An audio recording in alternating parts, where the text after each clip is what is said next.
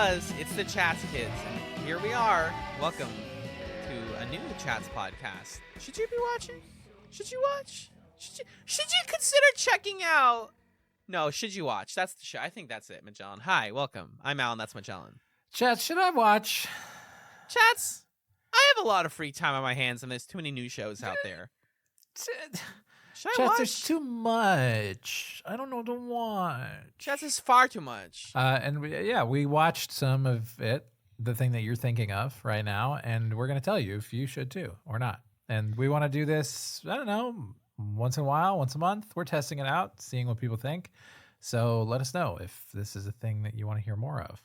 Yeah, it's a new format, somewhat new format for us, because we noticed that we don't cover a lot of like currently airing and super modern TV shows. Part of our format is that we like to cover stuff that's done and has been discussed in some capacity, and that means that we don't always get to hit the television zeitgeist. So as part of our 2022 plan, we're looking at new shows with Should You Watch, and our first installment of Should You Watch is going to be about the 90s high school soccer team mystery drama Showtime series Yellowjackets. Yellowjackets, again, is about a high school soccer team in New Jersey, a girls' high school soccer team who find themselves stranded in the Canadian wilderness in 1996, and it follows the main members of the soccer team, as well as the ones who survived their 19-month trip into the wilderness into 2021 and how they cope with, being survivors of this huge traumatic event. The show was created by Ashley Lyle and Bart Nickerson. And as mentioned before, it is airing on Showtime. And some of the big names on the cast include Melanie Linsky, Juliette Lewis, Tawny Cypress, and that's the main ones that I was... Oh, and Christina Ricci, of course. Christina Ricci, come on. The legend herself. And Sophie Thatcher, who plays Teen Natalie, by the way, with a also starring role in the also currently airing Book of Boba Fett, which is pretty cool. She's Wow. Boba Fett. bold casting choice. Incredible, really progressive and big name there. So Magellan, we don't watch a lot of modern television. I think on a recent Chats episode, you literally said, or on a maybe pilot chats, you were like, I don't watch TV. Can you care to speak more on that? Yeah, I feel like in the years since we started doing chats, I've watched less and less television. I don't really know how to explain that other than I feel like I save TV shows for the podcast and I spend my TV watching on shows we're watching for this. And then any other watching that I do, I tend to want to watch things that I don't have to like wonder about critiquing. So like YouTube videos and stuff like that. And I just don't really care about following what current shows are on. So I was content to, go watch Twin Peaks on the Showtime website and get all these ads for Yellowjackets and say, that seems interesting, and then just never watch it my whole life. But instead, we watched some of it, and I'm glad we did because I enjoyed it. Yeah, it was definitely out of our comfort zone a little bit, and I think that was what propelled me to it as well. I was attracted to this show by a couple of factors. One being it definitely was giving off strong Lost vibes. Listeners of Chats will know that Lost is one of my favorite shows of all time. And a bunch of strangers or friends surviving on an island together and learning about each other and how to cope with that is just a recipe for success, as well as a time-bending mystery. The first episode kind of sets the stakes for all these characters and how they find themselves together and what their relationships are with each other. But in terms of answering the ultimate question of should you watch, I think we're going to have to break this up into a couple of different segments, which will be clearly demarcated for those who want to avoid spoilers, because with modern shows, we have to be really careful with that. In the show notes, yeah. Check yes. The show notes. So we can start with a sort of general should you watch for people. Yeah. And then we'll go into like what you can expect from the pilot episode, or if you just watch the pilot. And then we've both seen the first 5 episodes. So correct. That's what we'll eventually speak to later in this episode. And we'll maybe try to guess at what happens in the rest of the season, but we haven't seen the whole season, just the first 5 episodes.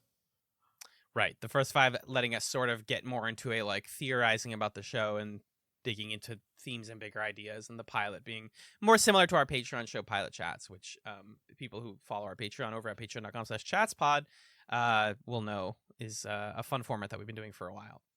So overall, elevator pitch, Magellan, do you think people should watch Yellowjackets? I think the thing that I was struck by, I think all those things are there that you were describing, right? Of like, you get to see these different time periods kind of interacting with each other, and you get a lot of rich dramatic irony, seeing the characters as adults and as teenagers and how they're similar or different. There's definitely a lot of what's going on here, things not being said, that's intriguing and is going to propel you week to week. I was feeling a little bit of that feeling of like, is all modern TV just like cliffhanger, and now here's another thing, and here's another breadcrumb, and there's a little bit of that going on.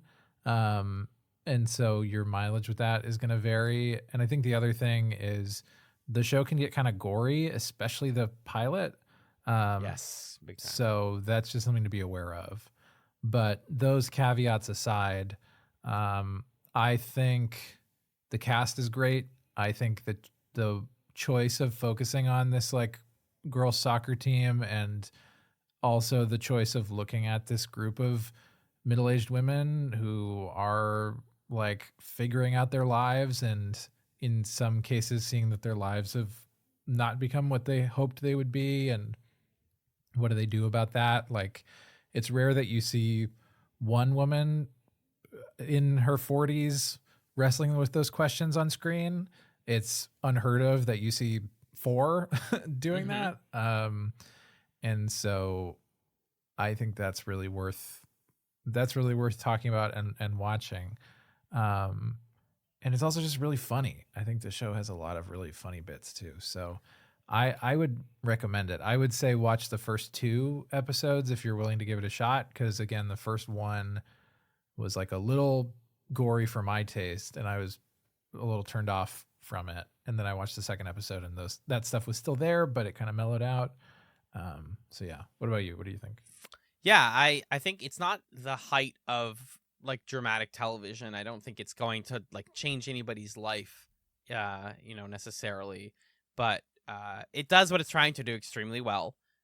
It establishes its time periods really effectively, and they managed to portray the 90s in a way that feels both loving and also like sometimes pretty grounded and realistic. And also just like but what also teen life is. Bitingly satirical at times too. Yes. In a way that's like very knowing. And I think, we'll get into this as we talk about some of the main characters, but an overall elevator I pitch for knowing whether you would want to watch the show, besides like, can you get over a little bit of violence and the things that inherently come with watching a show about people surviving in the woods. Like, you're going to see people like, with like injuries, like serious injuries from their plane crash, and you're going to see like people like hunting for food and water. And if that's stressful to you, then you probably don't want to watch this.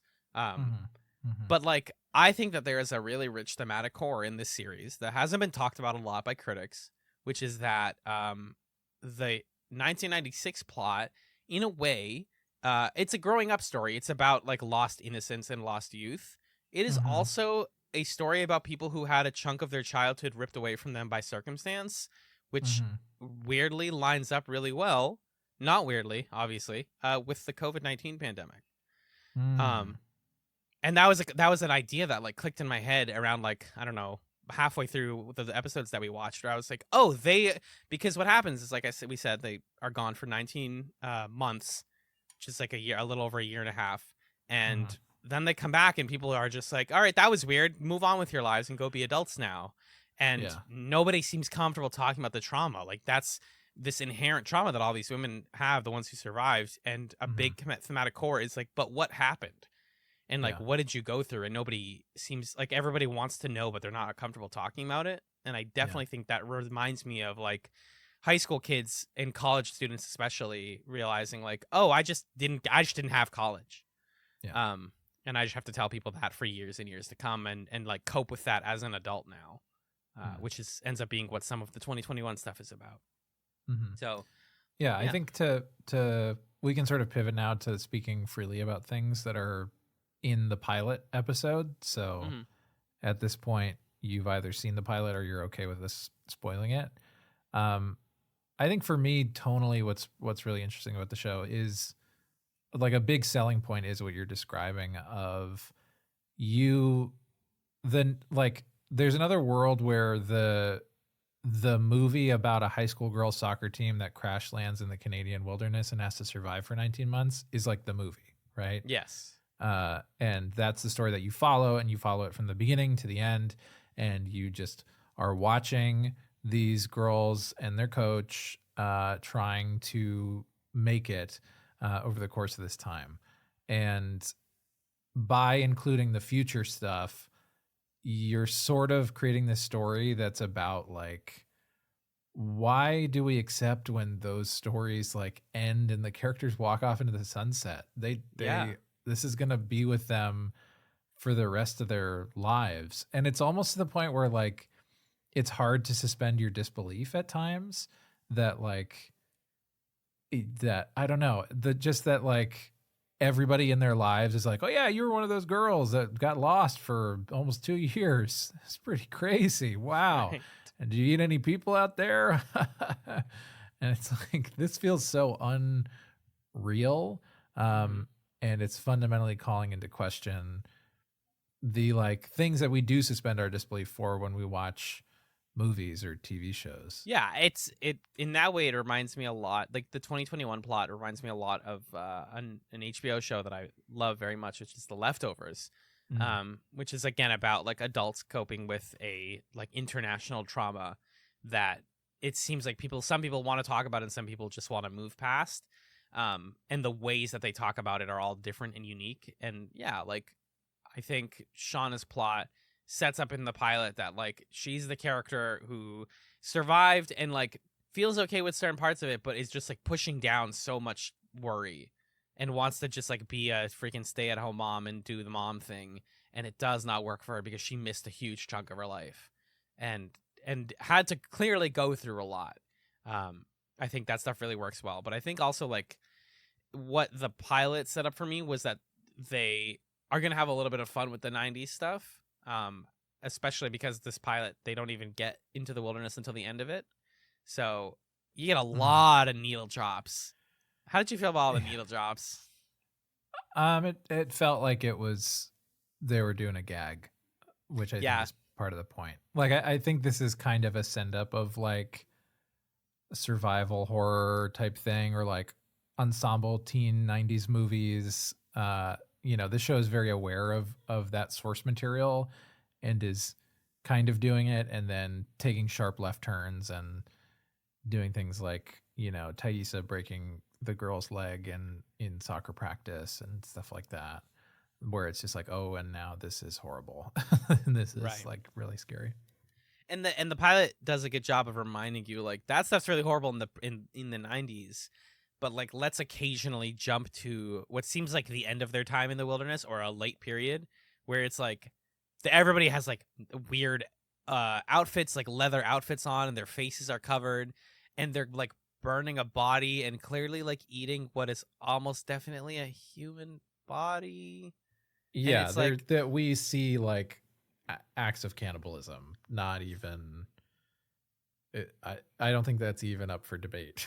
Like, they trap a person and eat them.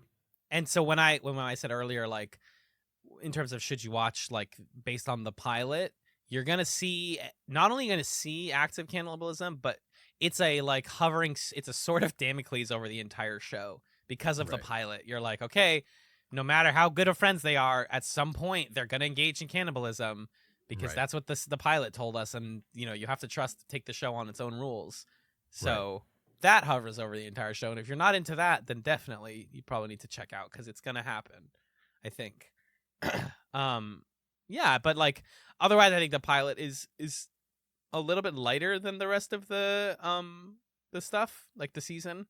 I think the pilot sets you up for a like wacky ensemble cartoon show, and like being about growing up, but it knows when to be serious. Uh-huh. It's establishing all of the characters' roles really well. I think like Jackie in particular has a meeting with one of like the principal or the coach who's like, hey, you need to be the leader type and you need everybody to trust you and listen to you. And I don't care if you're not good at soccer. I just need you to be good at that.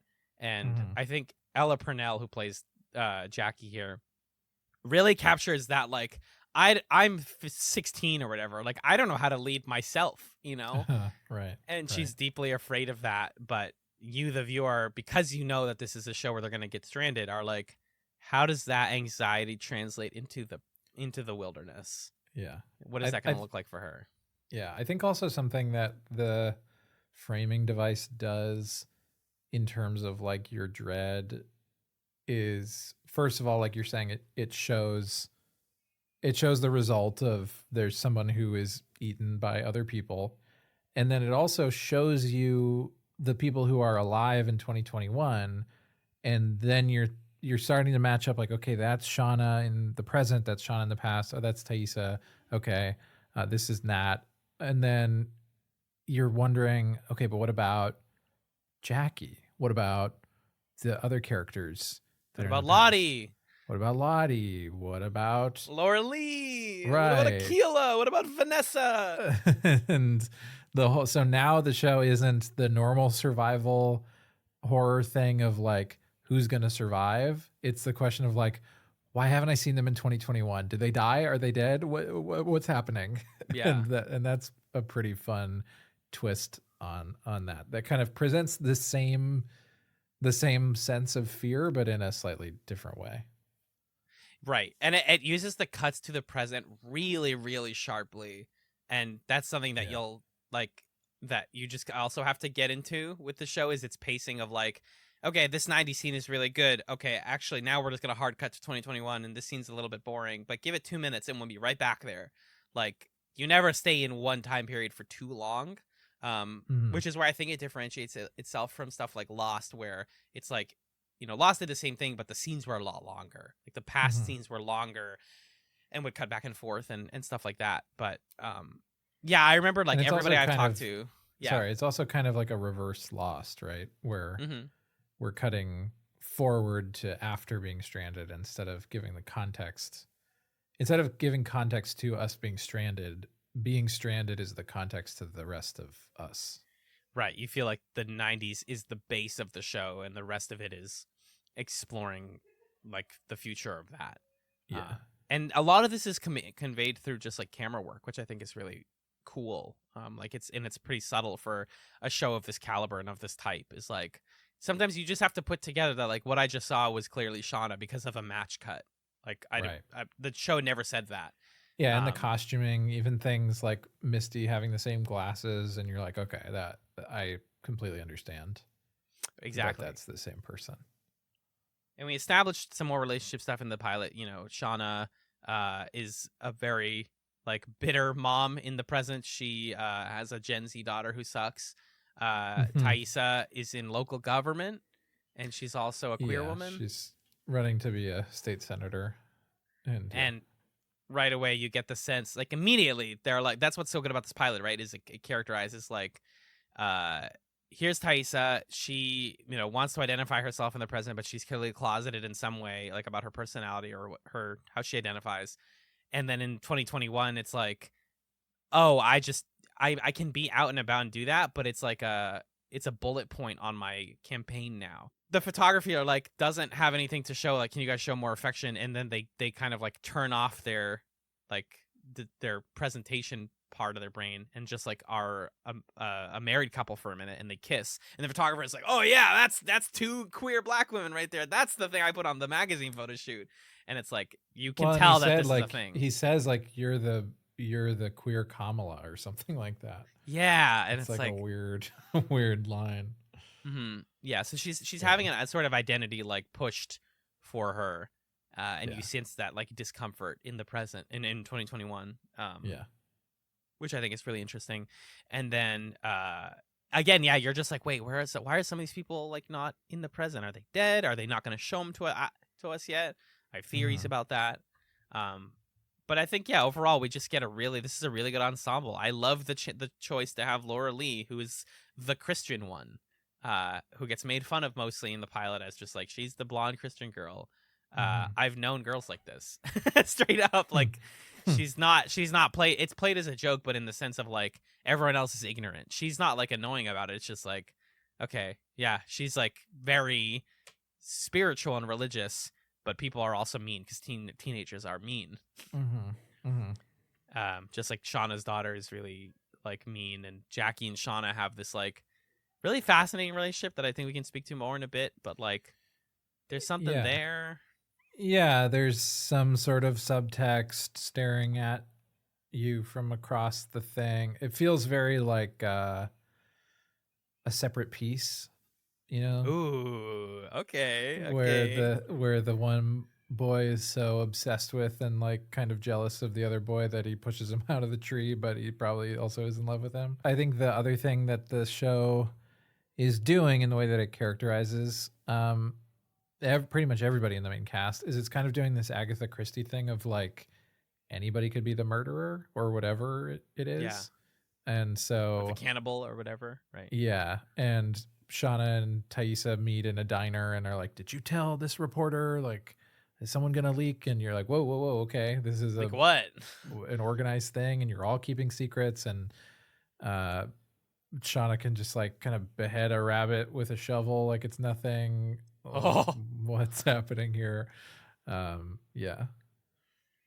yeah. There's clearly the sense that they gained like there's some secret, and what's great is like we don't necessarily have a viewer substitute. I think Shauna's like close to a Right. viewer substitute, but she reveals herself to be way more violent and way more vulnerable than we give her credit for early on.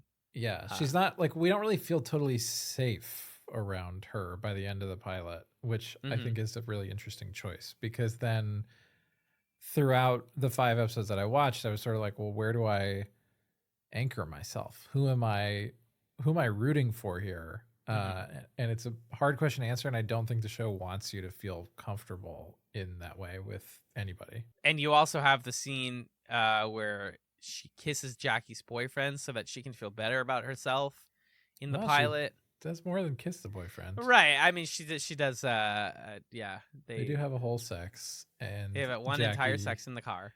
Jackie thinks that he is a virgin and that they're gonna have sex with each other for the first time, and that's It's such a good not mystery what's happening. reveal. And again, I Yeah, should say, thing for people who want to watch this show, like there's sex talk, there's like teenagers engaging in sex talk. Like, just if that's something that makes you feel weird, again, they yeah. Nothing is like all that. You're not really like racy. seeing stuff or it being racy or anything, but there definitely is, yeah, scenes where that's happening or conversations or whatever. So something to be Hmm. aware of. But like the shot and chaser of Jackie being like, "Oh, he's a virgin," and Shauna's the one who goes, "Are you sure?" And then Yeah. like many minutes later, you realize, oh, she's saying that because she's the reason he's not. Oh my god, Yep. And then we go to the future and they're married they're now. married. Oh, okay. I see. I see. There are moment after moment in the show. I think it's actually my favorite thing about Yellowjackets so far is where a little moment like that like zooms out and reframes the way you've thought about everything so far. Yeah, definitely. Because then you're Definitely. like, oh, of course their daughter sucks because they're like they don't raise her super well, and like she's this young kid who they just like, gave a phone, and like that's why she has problems with Jackie in the past, and then on the when they're like it's just like it loops Yeah. in your head. Right. It's Right. super satisfying in that way, and constantly makes you like. I think the show would be really cool on a rewatch, and especially this pilot, when you know more about it. But the episode ends with the plane starting to crash, and Shauna was given a Valium by Jackie, so she's like on Valium, and so we get her perspective of like being zonked out as a plane is crashing, which, woof, intense. So should we talk more broadly about the first 5 episodes and what we're pulling out of that and where we think the season's going or where we want it to go? Yeah, I think the pilot gives you a really good spectrum of the content of the show. Like you're gonna see teens fighting and like engaging in like romance and sex stuff, but not explicitly. You're gonna see a good amount of violence and like blood and gore. Mhm. But also there's like a lightness to all of it. and then we can zoom out a little bit more because Magellan and I watched episodes 1 through 5. What's the first half of the season got you thinking? What do you feel right now? Besides, Misty's the best character on this goddamn show, and I'll protect her with my life.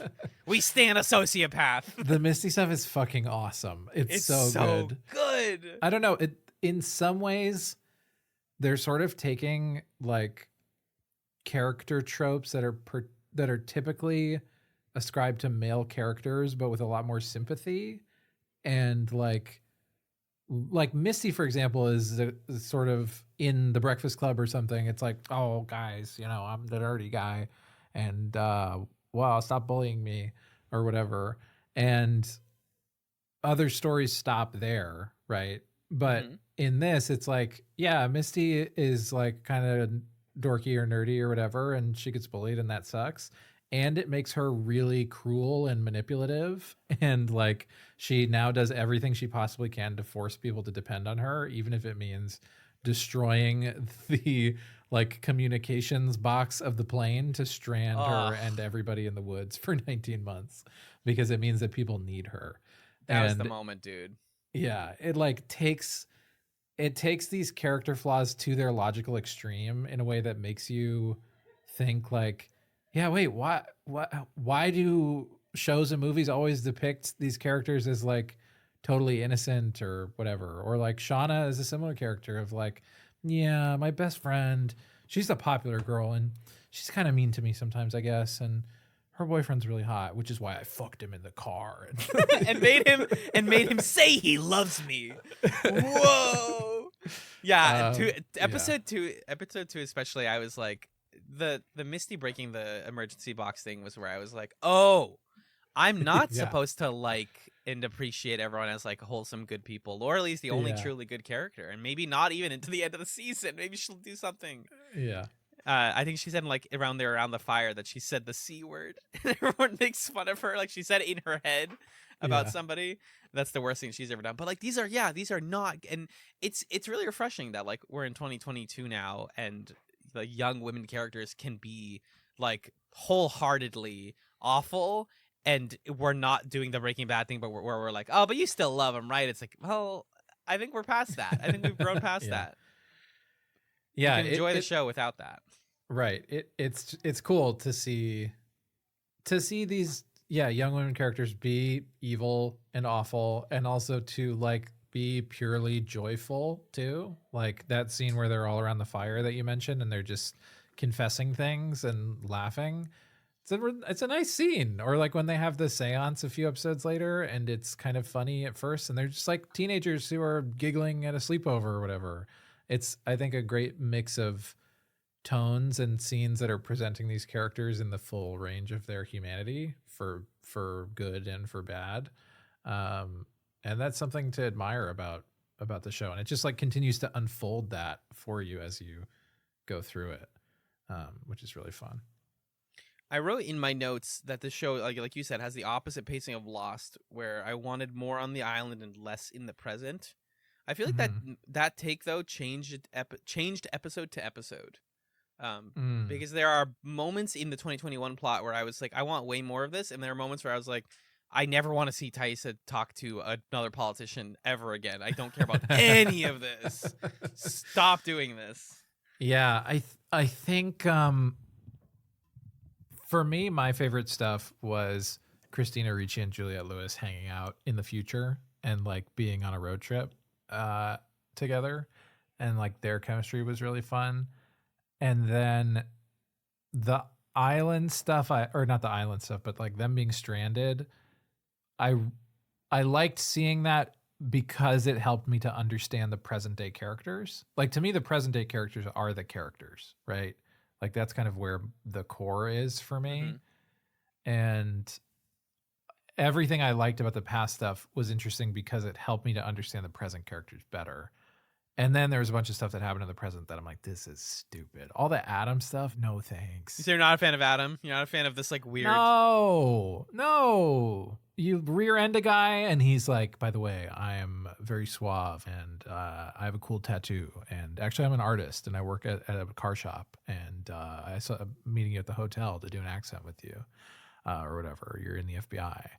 let's make out. It's like, okay. Whenever a character says like, I didn't want to use a cheesy pickup line on you, and then they just do a cheesy pickup line. That's the worst thing in the world, dude. That's when he's like, when he first meets her and he's like, I didn't want to like do a cheesy thing, so I just like said what you wanted me to say, and it's like, can you just be a real person for 5 minutes and stop being? He's so self-aware that he's in this plot. Which leads me to my first theory. Again, we've only watched 1 through 5, so if people have watched more, don't tell us yet. I'm gonna try to finish this season, but he's definitely up to something. He's definitely up to something. I hope so. There's got to be more, right? If there isn't more, I'll be so disappointed. Yeah. There's a lot of plots in this where I'm like, if there isn't more to it, I'm gonna be super bummed. Like if Thaisa's son Sammy isn't like spiritually connected to whatever weird shit that they're doing in the present. So creepy. It is creepy. It's very like good horror movie stuff though, where he sees like an evil woman in the woods and he covers his windows and she's like, "Honey, why don't you see that?" Yeah. And it's also like where again another thing that Yellowjackets does as well is it blends horror with like the real horrors of being a parent and being a teenager. Because she's also trying to figure out like how to reprimand your son in a way that's not mean, in a way that doesn't like isolate him even more, because she's like looking at her wife like, I just yelled at him, but he also like, threatened me, so I had to yell at him. Like, how do I do that? Similarly, there's like a really long running joke, I think in episode 5 about because all of the girls in the 90s are living together for extended periods, their periods have synced up. And so the like the two boys that are here have to like accept that like all of these women are on their periods and all of them are like, like this is all happening at the same point, and they have to like accept that these are women who are becoming adults, and like the shared trauma of everything while having a growing up story. Because like you don't get that. Again, you don't get 16-year-olds talking about their periods in a way that feels like honest and just true to the experience of it. In your average like teen drama. Yeah, and it that is an example of the show like being interested in thinking about things that would really happen and like what are the ramifications of that? Like what would it be like if a bunch of girls were stranded in the woods? They'd probably get their periods at the same time. Okay. And then what? Okay, well they'd probably do this and then this. What if the coach, injured his leg and someone had to chop it off and then he had to go to the woods and take a shit? Well, then probably Misty would start singing Breakfast at Tiffany's to try to ease things over.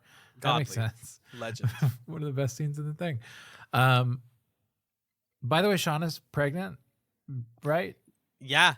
Shauna in the past, you mean? Yeah. Right, with what's his face? With Jeff, which is why they get married. And she's pregnant with the daughter that they raised together. Oh, it's fun. Yeah, if that timing works out, yeah. I think I believe it does.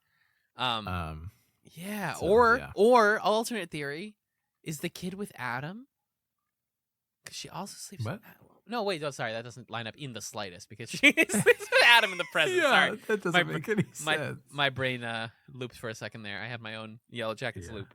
Yeah.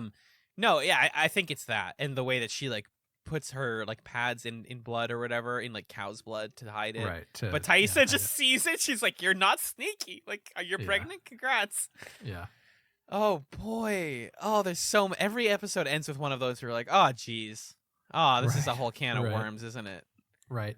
And it became the sort of show where as soon as in the present day she was in the Halloween rave thing with Adam, I was like, her daughter's going to be here. And then her daughter was there. And then the show had this really sweet, empathetic mother-daughter scene between the two of them. And I was like, okay, Yellowjackets, I didn't expect that. And then the next morning, her daughter was like, now I have dirt on you and you have to let me do whatever I want. And Shauna's like, here's the thing. I'm going to fuck up your whole life. She becomes Liam Neeson and Taken. It's like you watching her daughter realize, I have no idea who my mother is. Yeah. She is like an evil mastermind Yep. And I'm so scared to live in this house with her. And then the move where Sean is like, honey, your daughter has something to say to you, because she was going to Whoa. tell the dad that she saw mom with some other guy. And she was like, yeah, I was out late when I shouldn't have been. Okay, bye. That scene was pretty, a lot. That was a lot. I think a lot can be said about the work done by the cast. And Melanie Linsky, who plays adult Shauna, is just like the picture of normal American mom. Like, she just has that vibe to the extreme in the way that they do her hair and her makeup. Is like, she's a normal looking American mom, and she is anything but that. She can kill a rabbit like it's nothing and talk about it.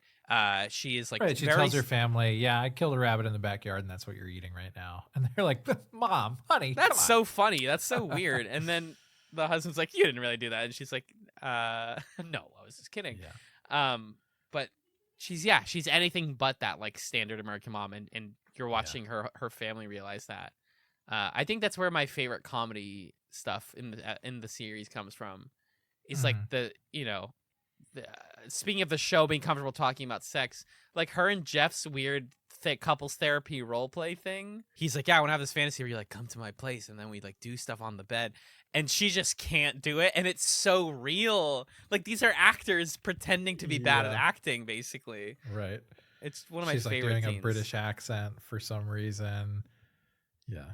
And you were saying earlier, like, how you kind of start to tune in over time with where the, like, basically the way that to guess what's going to happen in a scene in Yellowjackets is, okay, here's a scene. What's the worst possible thing that can happen right now? And that's what happens. That's what's going to happen. So like, but on the positive side, you watch that scene where the roleplay goes badly, and you know there's going to be a scene where it goes well later.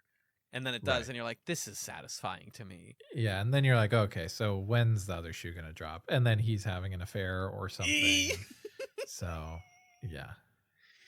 And she's, a go-getter, and so she's like, I'm going to look into this, and we haven't talked much besides our overall love for, but let's really dig into Nat and Misty's wild, toxic road trip adventure. Uh-huh. I felt like the show got to this point really quickly with them. And I think that is the point, because Misty, like, sabotaged Natalie's car so that this could happen. Like, she wanted a road trip episode. Right. And what they got was, like, we went there, and she's like, I brought out, do you like, what'd she say? Like, you like podcasts or show tunes? Uh-huh. Ugh. And Natalie's like, I want to die. Because that's what I want. And they get there, and they because one of the things that they're doing is they're looking for Travis, who Natalie like kept up a relationship with after their time in the wilderness. Mm-hmm. And so she heard that he was in this house. They go to the house, it's empty. They break into it like it's absolutely nothing. Get put in jail, and then Misty uses like Natalie's identity to like convince a cop who go to their high school to get them out. And they basically just proceed to wrap that cop around their finger as they like investigate, because what they find out is that that Travis was either committed suicide or was more likely killed in some way. And there's this like symbol that's recurring that seems it looks to be like related. A woman. Yeah, so something's happening. They've all gotten postcards with the symbol on it. There were that symbol in the past in episode 5 when they do the seance and they like summon a demon or something.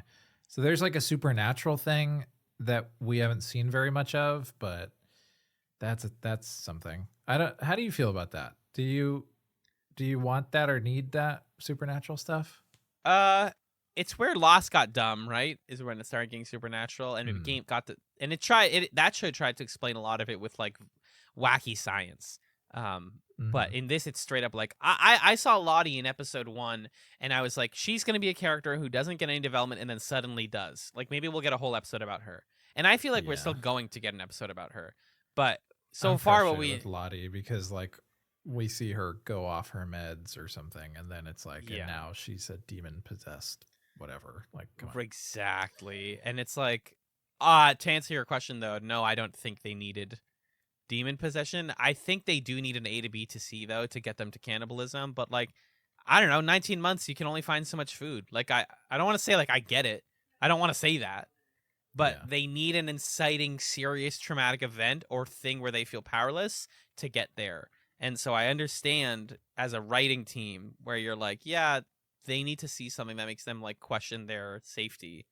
Yeah. And that's why they do stuff like that and do like ritualistic stuff in the future or whatever. Yeah, and it also seems to be the source of some kind of peril in the present, right? Which I guess is like we need a reason for them all to be seeing each other again and intersecting.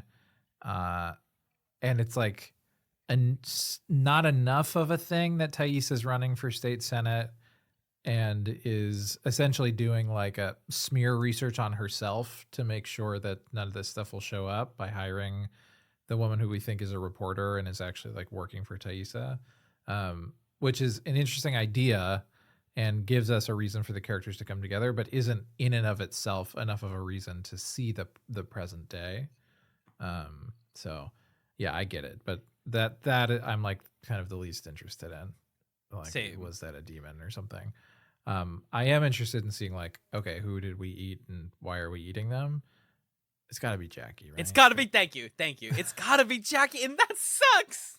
That really sucks. But it's such a good like loop around from the pilot where it's like, Jackie, you got to be the leader of all these girls, and you have to like inspire them, and then their fucking tragic ending. Yeah, is that they consume her body. Right. Oh God, that's my big bet. If they surprise me with that, I'll be impressed. The only reason I wouldn't think it's her is because it's like so obvious that it's her. Is there something to be gained from it not being her? But I agree. We'll see. I still think another big thing we're going to get is we're going to see one more person in the present who we still haven't seen yet. Like that'll be one of their last twists is like, hey, it's me, Laura. I want to see Laura Lee. Oh, that'd be super good. She's just like, yeah, fuckers, I survived. Yeah. I think another big shout out to Juliette Lewis as Natalie playing this like really, really tough character, both in the past and the present, of like, I'm vulnerable because of my like really difficult family life. She's basically Kim Kelly from Freaks and Geeks, but a lot more serious. Because that's just the nature of this show. And I think that Sophie Thatcher plays her really well because it's like, okay, how does a character like that end up on the soccer team? Like, why would a character like that just be on the soccer? Like, what brings them there? Is it their desire to like their competitive nature? Is it, just something about their personality? Because she doesn't seem like a team player at first. But what we learned very quickly is she just has certain skills that everyone else doesn't have. And sometimes being on a soccer team or being a team of girls in the wilderness doesn't mean working together well, but it just means having a like sum of skills. For example, Natalie's really good with a fucking rifle. And they do the classic thing that all of these like wilderness survival shows have to do, where we must introduce a gun. And the coach is like, hey, so there's this gun, somebody learn how to shoot. And it becomes this opportunity for teen Natalie and teen Travis to develop a sort of cute relationship to the side of the rest of the plot because nobody else likes talking to them. Where they hate each other at first. It's like a classic enemies to lovers trope, But then we jump to the present, and Juliette Lewis' Natalie is like really, really, really bitter about everything, and like seems to just have a lot of like anger and spite, and she's the mean girl that everybody likes. And she knows how to handle a gun, and she knows how to she breaks into Travis's house like it's nothing. Like she wraps her hand in a cloth like it's nothing. She's done that before. Yeah. She's playing that like cool badass lady character. And I think that's a good range for Juliette Lewis. I think she's always had that like tougher than you personality that she gives across in her roles. But also she's like actually engaged in the mystery and being as manipulative as Misty is, because she's not ignorant to the fact that Misty in the past and the present is lying to her. Right. And I wonder if at this point, I'm almost certain at this point that everybody knows that Misty broke the box. Do you think so? Like in the present? I don't know, because wouldn't you hate her more than this? Like Natalie is calling her a lot of names, and in Natalie's phone, Misty's listed as "don't pick up," which is a pretty funny detail. Yeah.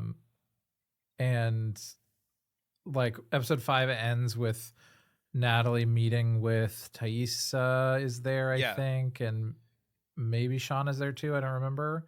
And they're talking about Missy behind her back. And we know that because Missy has put a secret camera in like a gift that she gave Natalie to spy on her. Right.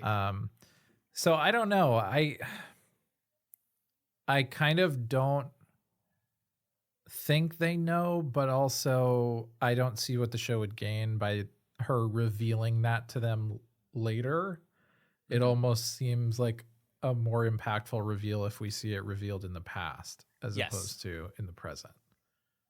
That's how I feel, is that they're gonna, like, late season have them talk to her about it and have to work through it, because it's like, well, because it's just it's what's narratively convenient about a survival show is like, okay, we're gonna fight forever and we hate each other, but we also are the only humans we have, so yeah, we're stuck here and we have to deal with it, right? Like, you shouldn't have to keep Coach Ben in this show, but he just survives through sheer toxicity from Misty and the fact that, like, you know, the guy who lost his leg on the plane could have very easily been left behind. Or, like, one of my other favorite examples was that, what's her name? Vanessa? Yeah. The first thing that they do when the plane is crashing is Jackie's like, you need to leave her behind. I'm sorry, but the fire is catching up to her. We're going to leave her behind, to Shauna. And she survives, and it's like, all right, well, I'm in the woods with you now. Like, deal with it. You literally let me die. Yeah. And then Jackie saves Van later, and she's like, okay, so now we're cool, right? And it's like, you don't get to decide that. I still hate you forever. Like, it just doesn't. I want to see more of Vanessa. I think is something I really want more. Yeah. And like, because the Vanessa Thaisa relationship in the past is really interesting, and obviously Thaisa's not with her anymore. So what happened there? I think Vanessa makes it. I'm curious about. You think so? Yes. I hope so. If they get rid of her, I'll be really sad. Did you want to say something about the coach, by the way? I like mentioned him and then jumped past him. Oh, just you were saying he was surviving based off of Misty's toxicity, but also Misty is like keeping him sickly with actual toxins in his tea. So it's seeing the relationship that the interplay between the past and the present is so good in this show, because our introduction to Misty in the present is her. She's a nurse at like an assisted living facility or something like that. And there's a woman in bed who's refusing to eat.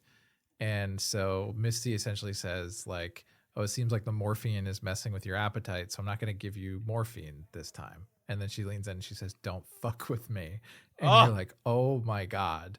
And so the whole time you're seeing her in the past, you're like, okay, she's this sort of kind of dorky, sweet girl for all intents and purposes. But at some point she becomes adult Misty, and we're going to see that happen. Yeah. And so then to watch her like start to become that adult self with the coach poisoning him and like trying to forcibly give him Stockholm syndrome essentially it's a lot, and it's a really interesting character dynamic. And to see him sort of start to cope with it by being like, oh, yeah, I'm totally in love with you, and let's keep it a secret. I mean to you because I love you back. Yeah, does this work? Is this gonna get you to stop poisoning me? It's like, holy shit, this is really scary. Right. Everybody, I think I used to know the term as Munchausen syndrome, but it sounds like nowadays it's called factitious disorder imposed on another, which is when you make somebody sick with the intent of deceiving others, which is ostensibly what Misty is doing to Coach Ben.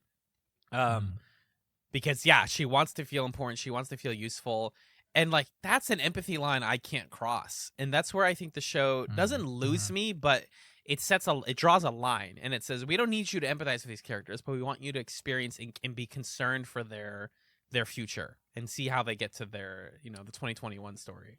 Right. I think it wants you to empathize in the sense where It's like we want you to understand the logical sequence of events that leads a person to be who they are, right?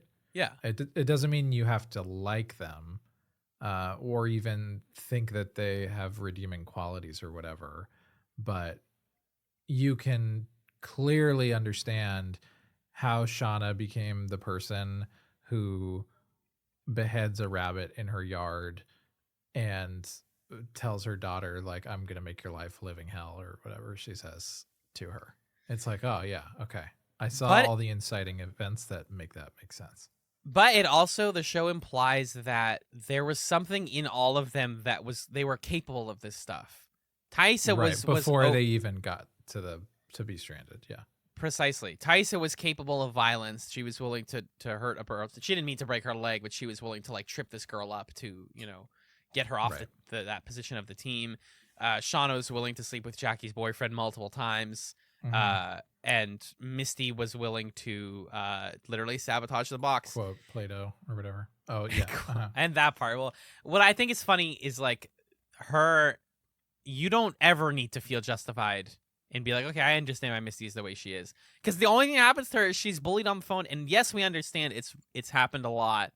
And yeah, we know that like bullying is a traumatic experience, being bullied. But not to the point where you become Misty just like that. It's not just like she was bullied into being a sociopath. That's not. There's more to Misty than just like people were mean to me and so I hate people, or I like when people need me. So that's something I'm really curious, like where the show lands with Misty is like how much do they want me to understand her story versus just like enjoy the chaos of what she's done to people. I think the sort of last thing I have on like seeing the present and the past side by side is seeing that you have the knowledge that like these are characters who have chosen the like worse path over and over and over again Right. to get to this point. Like seeing Misty sabotage Natalie's car and then Natalie be like, I knew you sabotaged my car. And Misty's like, well, you weren't going to take me otherwise. You know that Misty has spent decades of her life making the kinds of choices that started with smashing the box when they were stranded. Or seeing Taissa, the moment where Taissa's talking to her wife, she's realizing like, I'm spending so much energy on the campaign and it's like having a really negative impact on the family and our son, so I'm just going to drop out. And then she calls this press conference. Oh God. And at the press conference, she does this like stunt where she reveals this graffiti that is on the side of their house that says like talk or whatever it said. I can't remember what it said. It's in blood. It said spill and it was in Yeah. red paint. Yeah. And she turns that into this prop for like this rousing speech of like, nothing's going to make me quit this race. And you're staring at her the way that her wife is staring at her. And you're like, oh my God, who are you? Exactly. What is happening? You are like the person who tripped that girl on the soccer field as a whole person. You're not even like young Taissa made a mistake. You're like the mistake became who Taissa is now. And it's really like frightening to see that. Right. The truth of what happened to them in the wilderness is they leaned more into their worst qualities that were already present. As Shauna's daughter says, Mom, you're so not fine. Do you think I can't see that? Yeah. Owned. Gen Z ownage. I think that stuff's all incredible. I think that I'm really curious to see where like Shauna and Natalie's story goes and Taissa, like all the present day stuff. I'm now much more engaged in than I was at the beginning. And in terms of the past, I just want to see like how do we get to cannibalism? Like what gets us there? Yep, is my main question. And now we have this house that's like haunted. We probably have to leave it, which means we're not gonna have shelter anymore, and then it's gonna get cold. A lot of stuff can still happen in the second half of the season, but I'm invested. I'll say that I'm interested in finishing out the season on my own time. Watch more of it. Yeah, for sure. It's to loop back though to our original question of hey, Chatz, should I watch? Are you already subscribed to Showtime? Right. Magellan, would you recommend that somebody subscribe to Showtime for Yellowjackets? Just for Yellowjackets? No. I think there's a good amount of stuff on Showtime. We got Twin Peaks: The Return, obviously, if you're following up with our main series. Yeah, there's the Dexter reboot if you're a Dexter person. There's That's Billions if you're a Paul Giamatti person. Which we are. We are. But yeah, if you're just like, I really keep hearing people talk about Yellowjackets. The truth is, and this will be something that we come back to a lot on Should You Watch, you should watch a show because you're interested in it, not because it's the popular show. Because people are going to forget about Yellowjackets in like a minute. Yeah, get a trial to Showtime and watch Yellowjackets if you want to do that. And that should be quick because it's only 11 episodes. You can finish those in a month. True. It's definitely finishable in a trial period. I think they're going to do a second season, which bums me out just because it means that the past plotline isn't going to end in the season. Yeah, I've heard this season's finale is like, okay, there's going to be another season. Gotcha. Right. So I hope we get some big questions answered and they don't just pull us along too hard, but I know that they probably will in some ways. Yeah.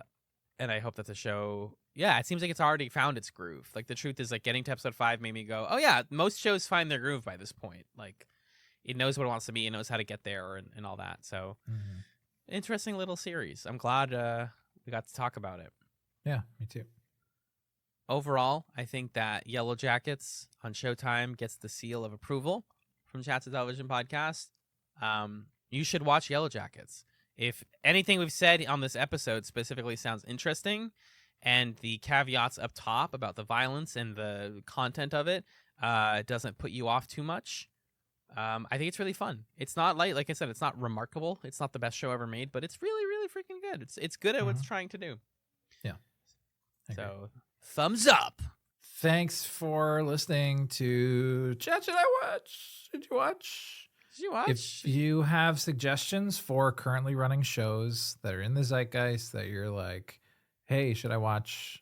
And you want to know the answer to the question, let us know. Email us at chatspot@gmail.com and we will put it on the docket. We have some ideas for things we want to talk about, but we would always love to prioritize specific requests from people who listen to the show and want to hear our opinion on stuff. So, yeah. And then if you're not already supporting us on Patreon, please consider doing so. Chatspod, patreon.com/chatspod. Otherwise, we'll see you here on the main feed for some more Peaks Chats. Coming to you real soon.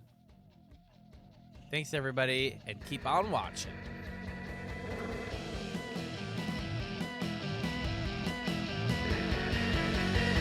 It was cool, nothing fire, nothing blue.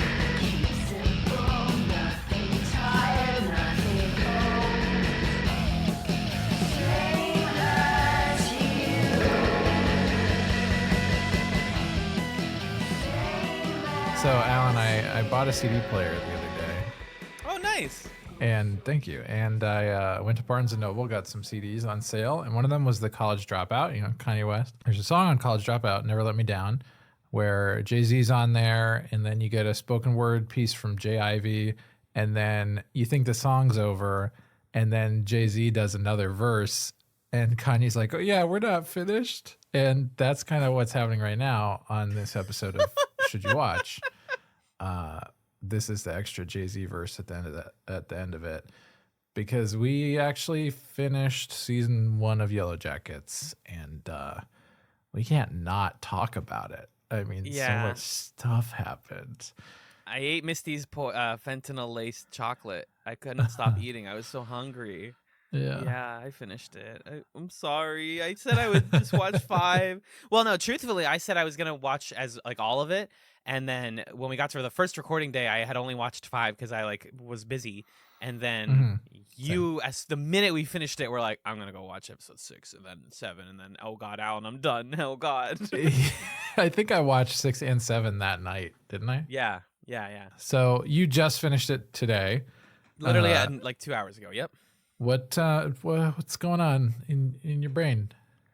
A mix of elation at the high highs and a deep, like, fundamental disappointment at their choice to make a season 2. I don't know, man. Like, I think the biggest thing was for me that, like, so many of our guesses listening back are hilarious. How Mhm. completely wrong we were, because the show, this is like such a good like example of what makes this new podcast idea good, is modern TV like is ultra aware of your expectations. Right. And who you think is gonna die and what you think is really going on, and it knows what TV you've seen before. And Yellowjackets, every single time you do that, is like, come on, really? That doesn't make any sense. It's actually this. You're dumb for thinking that. And I'm like, I guess, Yeah. but and every single little tiny guess I had was proven wrong. Mm-hmm. Except also I thought that the show would end, which is my ultimate failed guess here. Uh-huh. So should people watch Yellowjackets season 1 after having watched the whole thing? You should now be aware, based on what we've now seen, that you're committing to a larger, more than 10 episodes. If you're Yeah. choosing to watch this show, like I have Yeah. to now watch season 2. Come on, at least a little bit of it. Right. How did you feel? Yeah, I will just say right now we're now in the zone where we're gonna spoil the whole first season. So if you don't want that to happen, stop listening. But if you don't care, then keep listening.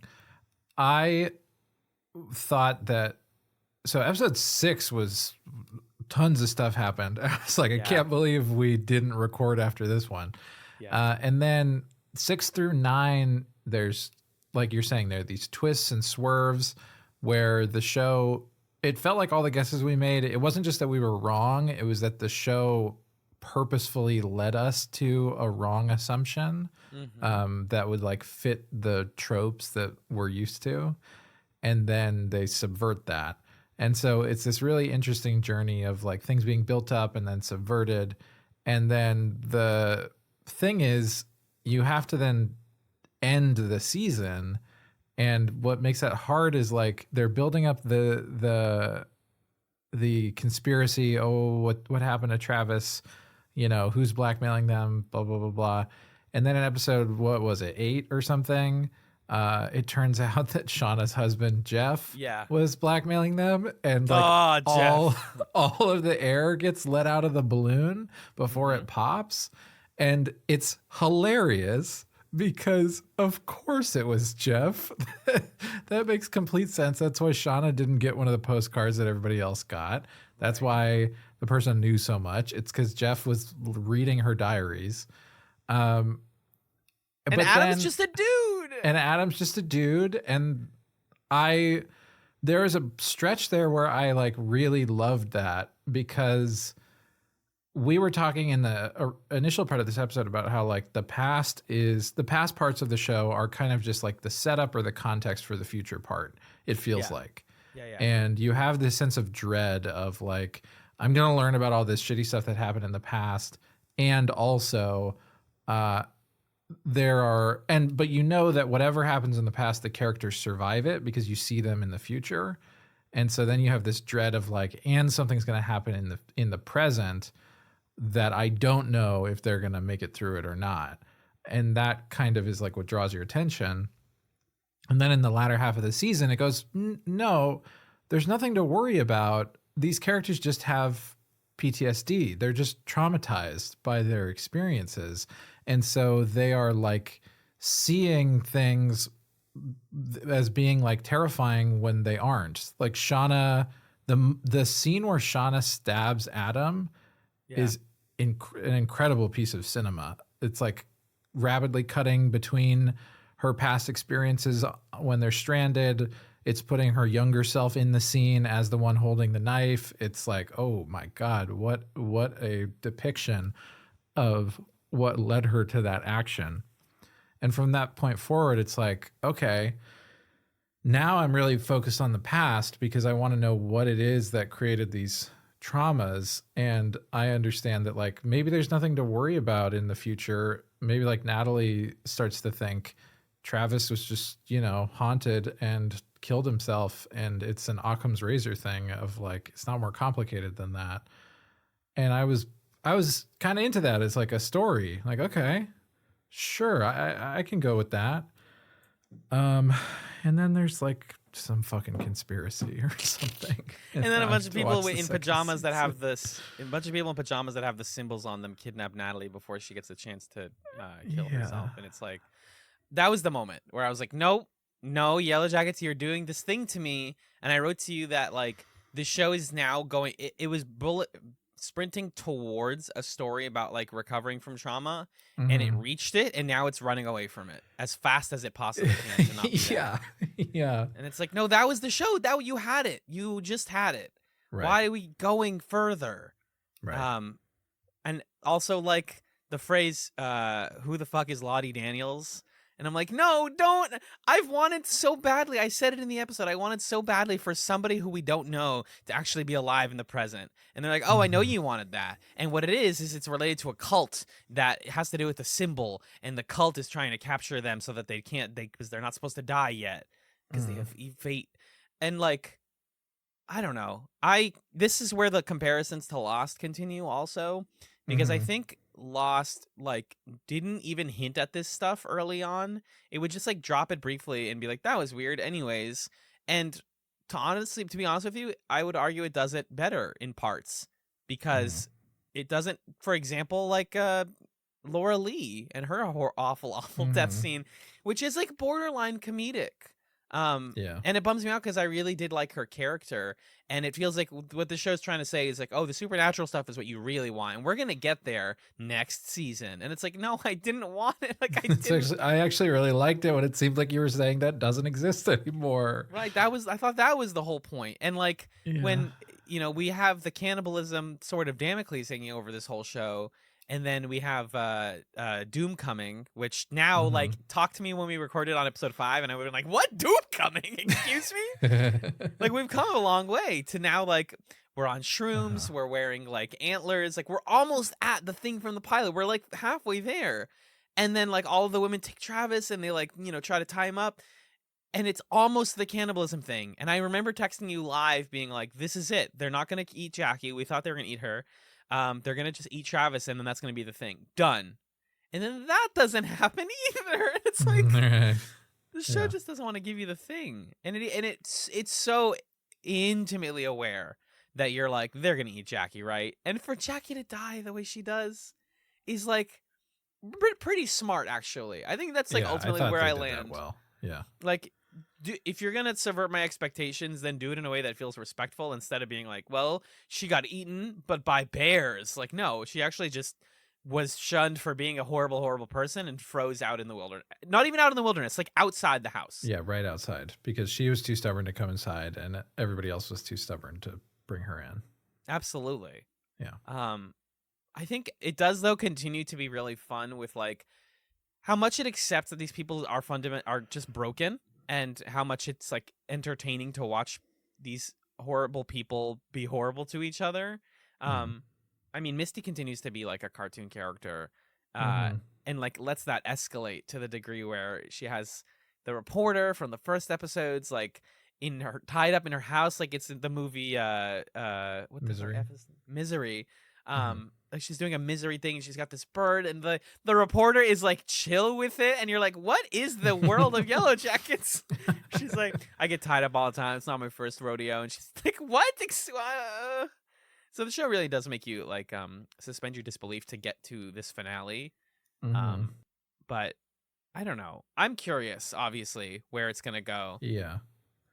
But if you're gonna get me to Laura Lee's bear spontaneously combusted, and that's how the plane exploded, then you've you're attempting to cash a check, basically. Like, okay, that has to be some sort of supernatural. But I want to talk about also the theories that you've read in the interim and what people have been suggesting. I did a skim of stuff on the Yellowjackets subreddit, and I can't credit specific posts or people because I don't remember where I got this stuff from, but it's somewhere over there on the subreddit. And one theory I saw that makes sense to me is Lottie started some sort of cult with the girls when they were stranded, and that cult has like persisted and grown, and that's who's kidnapping Natalie. and Lottie's like still out there where they were or something. Yeah. And maybe where we're going to start season 2 is Natalie wakes up where they were stranded kind of thing. Ooh. Yeah, which seems interesting. So, and maybe Van's a part of the cult, or maybe Yeah. Van was the person who was eaten. I don't know, but that seems to be where we're going, I think. Van, Lottie, and Thaisa, at least, are the ones we see in the final scene, doing the little ritual. And so there's some suggestion that they're all in some way involved, either involved in a cult or becoming involved, like on the way to becoming involved. Yeah, and the show has shown us that Misty was involved with the cannibalism scene. Correct. Is she? some Because she's in point. the first scene of the show. Yeah. Right. There's a lot of theories that I saw that were just like, oh, Misty's behind it. Like, I was able to safely look up, like, why does Leonard the teddy bear burn? And everybody was like, it's either supernatural or Misty did it. There's, like, no other reasonable explanation. And Misty doing it is a pretty boring answer to me. Right. So, like, I guess we just have to accept that. And maybe that's part of what Laura Lee's arc was about. And, like, the comedy, by the way, of her initial flashback of that episode being, like, she hit her head against the floor of a pool because she did a dive and went too far. And a hot man rescued her as a child. And he was like, I didn't save you. He did. And his cross reflects in the sunlight. And it's like, is this Christianity to the show? Is this what I was missing out on as a kid? This is wild. Yeah, I think my other theories, I saw someone saying Adam was Travis's younger brother, Javi. Yeah. Which is like goofy and doesn't have to be true. It wouldn't flesh out the scene at all if that was the case, but it's believed, like the timeline does line up for that. Yeah, the Adam stuff was so interesting too. Like you said, just like that's just a dude. So what are the things that we are wondering going into season 2? I feel like it's all stuff that's like plot as opposed to character stuff, which is kind of a bummer to me. Yeah. But it's like, what the hell's going on with Thaisa and the altar with the dog in the basement? Oh, that's very hardcore, by the way. Very metal. Yeah, that was, yeah. What's the deal with Lottie in the present day? What's the cannibalism? How'd that happen? And is there anything else that we're wondering? And like, where did Natalie get taken to? Yeah, and who killed Travis? Right. Yeah. Or is it now? Are we still going back and forth? Like, did they? I think somebody did still. I think if we were to accept that it was a suicide, then like Natalie's scene would have ended the way you expected. But for them to be like, no, actually, there's more to it. Like, for people to like keep her alive and kidnap her means like there has to be more to the Travis mystery. So I think that's something. And also, I'm just like fascinated by Jeff, Callie, and Shauna's relationship now, and how like mind-numbingly toxic that family's life is. Where like Jeff and Shauna have formed a like much happier bond by being like, oh, we did love each other, and there was no cheating happening, except Shauna actually did with the guy who she killed, but she told Jeff, and Jeff also was like trying to rob her best friend or blackmail her best friend. So. Is this a happy relationship? And Callie knows most of it? Like them eating popcorn at the end, she says, of course I burned it, but I put a bunch of butter. And it's like, what is this family? Yeah, that's and then Adam is on the TV as a missing person, and yeah. I thought the implication is so funny when they see Adam and she goes, of course I burned it. Like, did you suggest that you burned Adam's body or something? Because I want to get picked up immediately if that's the case. Yeah. Yeah, I think that's the main stuff. I think they're gonna I would bet money that the first shot is either a flashback or it's Natalie waking up. Yeah. I think either of those would be pretty good. I think we're gonna get a lot more flashbacks to people's lives before the crash even. And by the way, speaking of like fun reveals, how good is it that the coach is gay? How perfect is that? That was pretty good. if we're gonna make a whole plot line on the island about like Natalie and Travis like want to have sex but they can't, and there's like teen drama nonsense, and Jackie wants him just so she can have someone because she finds out about Jeff and Sean. Like, what? That sounds like a Degrassi plot. Mhm. But to have also like the coach in the corner who like, when you don't know that the show is clever, and this is one of my last big points. When you don't know that the show is going to be clever and subvert your expectations, and early on you hear, he gives Travis like a handful of condoms. He's like, here's 50 condoms. Uh-huh. All you think is what Travis thinks at the time, which is like, wow, Coach really was going to like go wild that weekend. And it's like, no, because he's gay, dude. Like, he has a boyfriend, and he was like gonna see him and like stay with him, and they like have an intimate relationship. There was like hints that you couldn't have possibly guessed when you didn't know that the show was nuanced in that way. So I want more of that, where I liked being taken on the journey and reassessing what I thought before. I think at the end of the day, that was like another great thing about the show.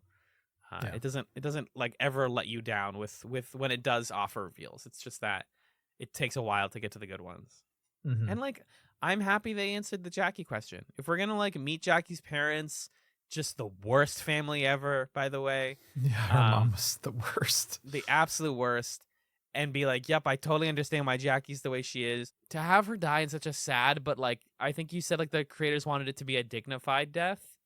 I really respect that. And also that even like her post-death vision is like a dual vision, because it's implied to be Shauna's dream, but also you could read it as like that's also what Jackie was thinking. Maybe she had like a last second, like the two of them, because they're so connected, like think very similar thoughts. So maybe both of them were like, oh, everything works out fine. Yeah, I think it was Jackie's Evangelion congratulations moment before she dies. That's what's happening. Also, there was a guy in that vision. Yeah, in the background. Isn't in the show. Apparently he's in the intro, someone said. I don't know. Okay. But interesting show. It really took me for a ride. I'm glad I watched it. Yeah, me too. Any just quick hit highlights from the last 5 episodes? The dance, the choice to include the woman who had her leg broken in the past, still be alive. Fun and character. Imply that very fun character. She gets to do some good accent work. And her just like, yeah, you had your leg broken and that was super violent, but you also got to avoid being stranded on an island because of that. So like, you kind of came out good. Yeah, but she's like claiming this thing as something she went through also, right, even though she wasn't there. Yeah, she's like not a cool person. The moment where you see Thaisa and you realize that she's the woman that her son has been seeing, and that he's not like, I thought it was like some inherited trauma, like, oh, the child, but it is that, but it's inherited because she's still doing this. Yeah. And the implication that, first of all, I'm so happy that Van survived. I was like so bummed when I thought she got eaten by wolves. But also, other fan theory, was she actually eaten by wolves? We never see those wolves again. Right. Or did somebody attack her? Because is it like the way that Thaisa's son was like, I saw a woman, and maybe Van is like, I saw something in the woods, and maybe what she saw was Thaisa, losing her inhibitions a little bit. Right. Yeah, I think we're going to learn more about that. Yeah. So, end of the day, I think those were my big ones. I think that, the dance scene, more great needle drops. The choice to use Kiss from a Rose, for the Doomcoming and for the reunion dance. For the homecoming reunion dance. Woo! Mwah. Yeah. Slam dunk. Good use of music. Seal, get your paycheck. Couple great lines. Welcome to 1996. Our vaginas have like monologues now. Yup. Pretty amazing. Good line. What? There's no book club. Pretty good line. He cuts the scene.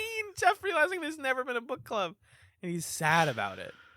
That was good. The whole bit where Van's talking about how she wants to go to New York and get a bagel or whatever was nice.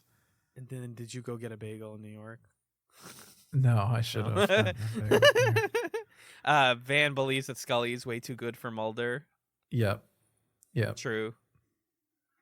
Controversial. Controversial, but true. I don't see any lie there. But yeah, good stuff. Entertaining show. I think it's worth a watch, but exactly like you said, you are going to end this first season being like, come on.